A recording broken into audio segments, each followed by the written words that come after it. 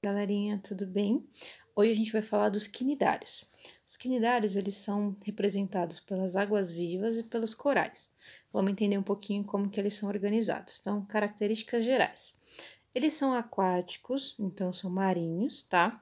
Possuem presença de tentáculos com células urticantes que podem causar irritação, sensação de queimadura ou coceira. É o primeiro grupo animal a apresentar duas coisas: tecido nervoso e muscular e sistema digestório. Até o grupo anterior, a gente não tinha esses tecidos desenvolvidos, tá? Então, a gente não tinha sistemas específicos nervoso, muscular e nem digestório. Então, aqui a gente pode considerar como uma novidade.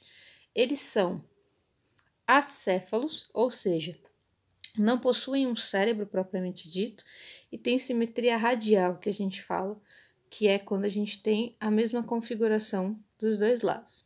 E eles podem apresentar dois tipos estruturais em relação ao formato do corpo. A gente tem os pólipos, que são sésseis, ou seja, fixos, e que eles têm uma estrutura chamada de disco basal, que é o que dá a base para eles. E a gente tem as medusas, que são livres, e a gente tem como exemplos alguns animais ou nomes que a gente pode encontrar, que é manúbrio, umbrella e véu ou velum, que são nomes que podem aparecer, mas que significam medusa da mesma forma. Aqui a gente tem a imagem comparando um pouquinho a estrutura. No caso do pólipo, a gente pode observar que a boca é na parte superior, sempre próximo aos tentáculos, e que ele tem uma cavidade como se fosse uma estrutura mais oca, que a gente chama de cavidade gastrovascular, que se refere ao sistema digestório desses animais. No caso da medusa, a gente também tem a boca próximo aos tentáculos, só que nesse caso, na parte de baixo do animal. Então, a gente tem uma modificação na posição das estruturas, mas se vocês observarem, o que um possui, o outro tem da mesma maneira, beleza? Vamos ver umas imagens para vocês observarem. Então, a gente tem do lado esquerdo os pólipos, as medusas, que são os que têm forma livre, que a gente fala, que são livre-natantes, que podem se locomover livremente no oceano, que a gente chama de águas-vivas genericamente. E do lado direito, a gente tem os pólipos, que formam os corais e que são estruturas fixas no fundo do substrato. Durante o período de desenvolvimento reprodutivo, tanto pólipos quanto medusas, eles se influenciam. Então, um dá origem ao outro, tá? Mas a gente já vai falar melhor sobre isso. Bem, vamos falar um pouquinho sobre a estrutura. No caso do tentáculo, ele é utilizado na defesa do animal e na captura de alimento. Ele tem uma célulazinha chamada quinidoblastos. Esta célula é a que causa a tal da queimadura que a gente muito ouve falar.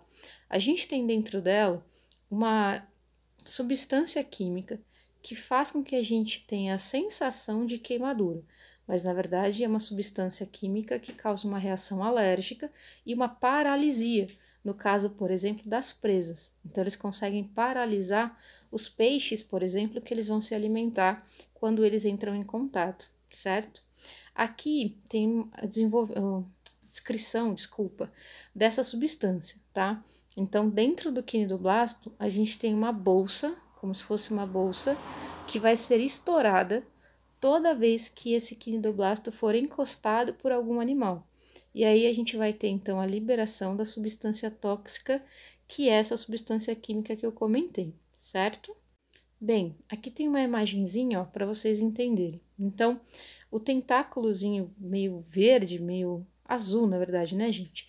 Fica guardado dentro do quinidoblasto, que é essa bolsa verde.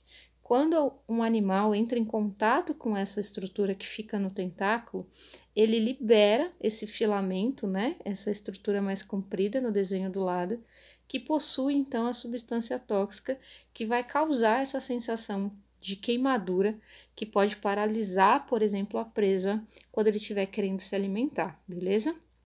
Bem, eu não posso falar, na verdade, de quinidários sem falar do peixe-palhaço. O peixe-palhaço ele ficou muito famoso por causa do Nemo, né?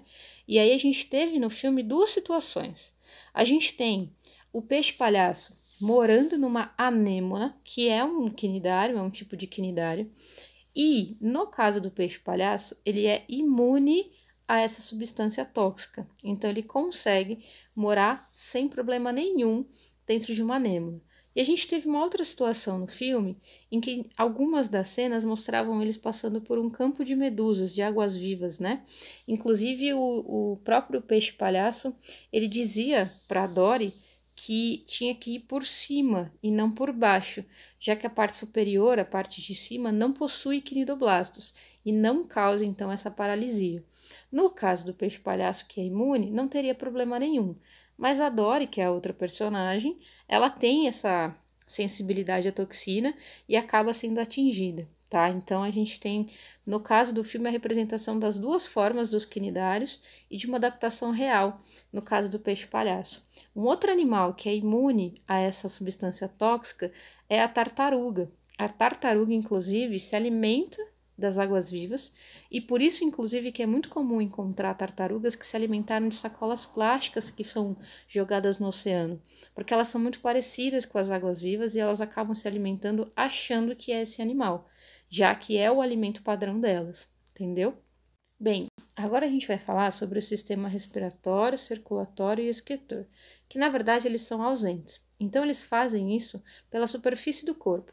Todas essas funções são realizadas pela própria superfície do corpo do animal, e não há um sistema desenvolvido para cada uma dessas ações, diferente do sistema nervoso, que é chamado de difuso, ou seja, a gente não encontra um cérebro como centro de comando, a gente tem esse sistema nervoso espalhado.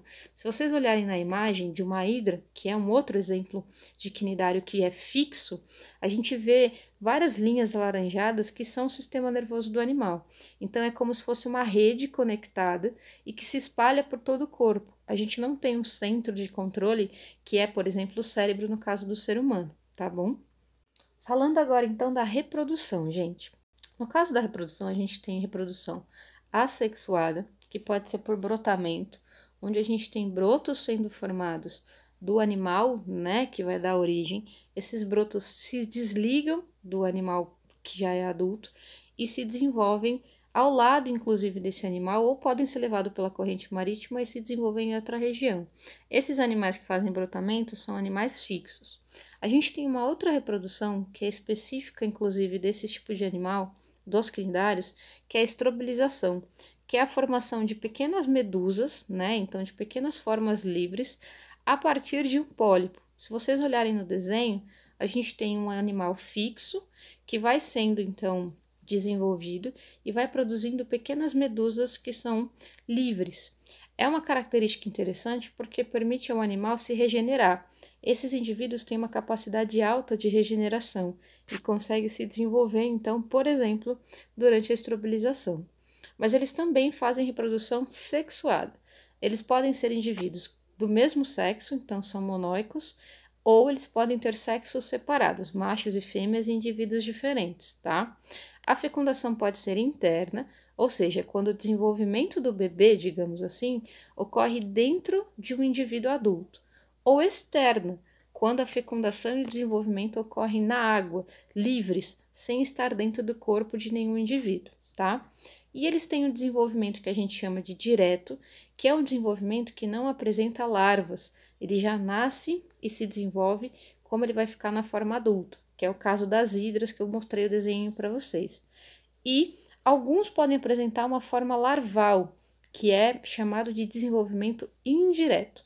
E aí, nesse caso, a gente tem, então, o desenvolvimento de uma larva durante o ciclo reprodutivo desses animais, beleza? Como eu disse para vocês um pouco no início, a gente tem, então, a relação da forma fixa, que é o pólipo, com a forma livre, que é a medusa, tá? Durante o período reprodutivo. A forma, então, onde elas se relacionam é chamada de metagênese, ou alternância de gerações. Aqui tem um esqueminha, a gente não vai usá-lo com detalhes, mas observem que a gente tem no mesmo sistema reprodutivo a formação de larvas, a formação de uma estrutura fixa e a formação de uma estrutura livre. Reparem que a gente tem do lado esquerdo as medusas, que são a forma livre, separadas em sexos, machos e fêmeas, que então desenvolvem na água a fecundação, produzem a larva, que eu disse para vocês que é a do desenvolvimento indireto. Essa larva vai se fixar num substrato, que é o chão mesmo, ou uma rocha dentro do oceano, vai se desenvolver, então, numa hidra ou numa éfira, que é a parte fixa, tá? E essa éfira ou essa hidra vai produzir pequenas medusas novamente, que vão dar início ao ciclo. Então, é um ciclo onde eu tenho alternância de gerações, porque eu tenho indivíduos livres e fixos, larvas, durante o mesmo período, tá? Essa é uma das características um pouco diferentes de reprodução que a gente viu até agora. Então, gravem bem esse desenho e utilizem para estudar, tá? Vamos falar um pouquinho sobre a classificação deles. A gente tem alguns grupos principais. Esses daqui são chamados de hidrozoas, que são formados pelas hidras. São inclusive os animais que mais fazem aqueles desenvolvimentos de estrobilização, onde eu tenho a formação de pequenas medusas que são liberadas no ambiente. Mas essas daqui, elas são fixas, então elas produzem indivíduos adultos que vão ser fixos. Um outro grupo é chamado de Sifozoa, que são as medusas, que são as formas livres, que a gente chama genericamente de águas-vivas. Então, o grupo das águas-vivas é chamado de Sifozoa. E aí tem uma série de representantes com tamanhos, formatos e cores muito variados, tá? E por fim, a gente tem os Anthozoas, que só tem pólipos, que são os corais ou as anêmonas. Então, é o grupo que é representado por corais e anêmonas, que estão aqui para vocês verem. Dá para ver bem a diferença do lado direito, em que na foto de cima a gente tem uma anêmona e na foto de baixo avermelhada a gente tem um coral, para vocês verem que estruturalmente eles são diferentes. O coral, que é a foto de baixo, tem um esqueleto próprio, que é formado por uma estrutura chamada calcário. O calcário é muito semelhante às rochas esbranquiçadas. Inclusive, os corais eles são indicativos de qualidade do ambiente. Quando eles perdem a cor, ou quando eles se fragmentam em pedaços menores, é porque aquele ambiente está poluído ou está com alguma alteração química, por exemplo, ou ambiental, que não favorece o desenvolvimento dos animais. Para entender um pouquinho melhor e finalizar a nossa aula, eu coloquei aqui, sobre o aquecimento global que eu citei agora. Como eu disse, os corais eles são indicativos de qualidade do ambiente. Quando há uma alteração, então, quando eu tenho, por exemplo, uma temperatura diferente do padrão, eles vão produzir água oxigenada, que vão servir como forma de proteção para eles. O problema é que eles ficam esbranquiçados, então a gente perde a cor e aquele colorido bonito dos corais que a gente está acostumado a ver. Isso é muito complicado porque leva esses indivíduos à morte e fica sobrando só o esqueleto branco. Então, quando a gente vê eles já esbranquiçados, é porque eles já morreram e de alguma forma não tem reversão, tá?